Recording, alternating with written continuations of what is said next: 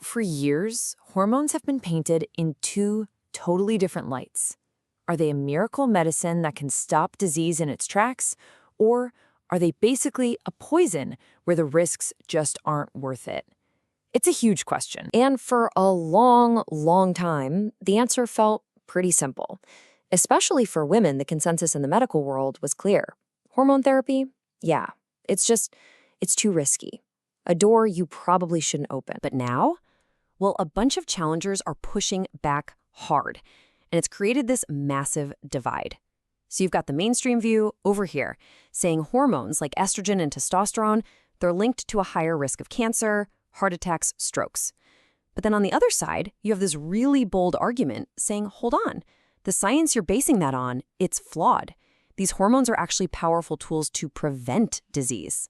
So how on earth did we get to two such different conclusions? Okay, let's dig into the foundation of that fear. We're going to look at how just one study really shaped what doctors did for a whole generation. And it pretty much all starts with one landmark study. You've probably heard of it, the Women's Health Initiative, or WHI for short. So the WHI trial, man, it sent absolute shockwaves through the medical world. The results, which you can see here, were frankly terrifying. The study connected this one combination of synthetic hormones, a drug called Prempro, to a higher risk of breast cancer, stroke, and heart disease. And even just taking estrogen by itself was linked to strokes and blood clots. The fallout was immediate. Doctors, and you can't blame them, just stopped prescribing hormones almost overnight. But now, fast forward to today, and a really strong counter-argument has popped up. It basically says, hey, maybe the conclusions we all jumped to from that WHI data were just plain wrong. And you can really feel the frustration from this side of the debate. This one quote just says it all.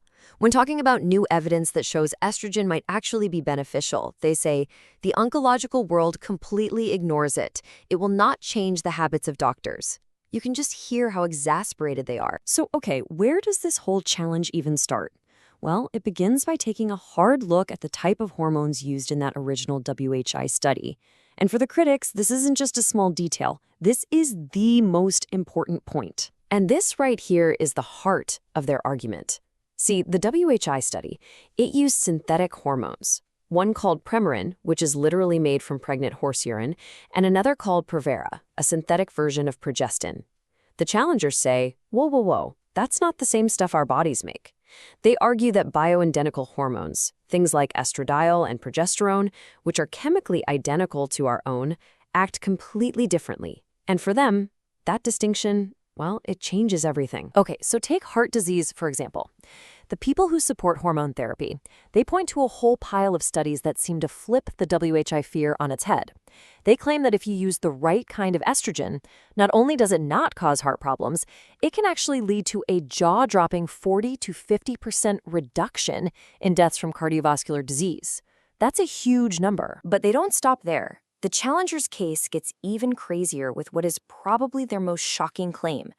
They say that estrogen is the only drug ever shown to decrease how many people die from breast cancer. Yeah, you heard that right. In fact, when they went back and looked at the WHI data 20 years later, they found that women who were taking estrogen while they had an active breast cancer actually had a lower death rate. That's a finding that the conventional medical world has a really, really hard time with. And their whole point is that this evidence isn't some secret. It's not hidden away. It's published in major medical journals. Like, you see this one here? It's a big systematic review from 2021 on this exact topic, and they say there are hundreds of papers just like it that back up their case. Now, the fight gets just as heated when we start talking about testosterone. This quote, it perfectly captures how personal and intense these disagreements between doctors can get. My hematologist takes them and throws them in the trash. You're telling me something that's not true. That's the kind of pushback, the wall of disbelief that doctors who prescribe testosterone say they hit all the time. So let's look at prostate cancer. The standard treatment is something called androgen deprivation therapy, or ADT. Basically, it just obliterates a man's testosterone. And yeah, as you can see, it does lower the number of deaths from prostate cancer itself. But here's the shocking counterclaim from the pro-testosterone camp. They say ADT dramatically increases a man's risk of dying from a heart attack or stroke. Their argument is wild, that this standard treatment might actually be killing more men from heart disease than it's saving from cancer. Okay, but what about that common fear that testosterone causes blood clots? The proponents say this is just a giant misunderstanding of the science. They make this key distinction. There's a disease state where having a high red blood cell count means you're in danger. But then they say there's a normal physiological response. They argue the rise in red blood cells you get from testosterone is a healthy adaptation.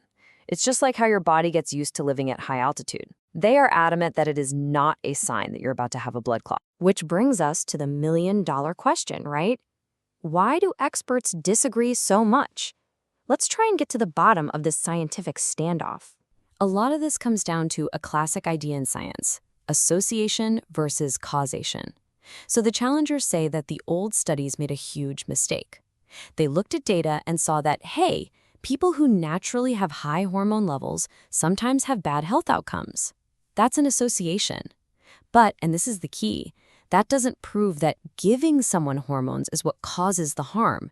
In fact, they say, when you actually run the clinical trials, the data shows the exact opposite, that it's protective. So why does this fight keep going? Well, from the challenger's perspective, it's a mix of things. They believe there's a flawed interpretation of those big studies, like the WHI. There's the mistake of lumping synthetic and bioidentical hormones together, as if they're the same.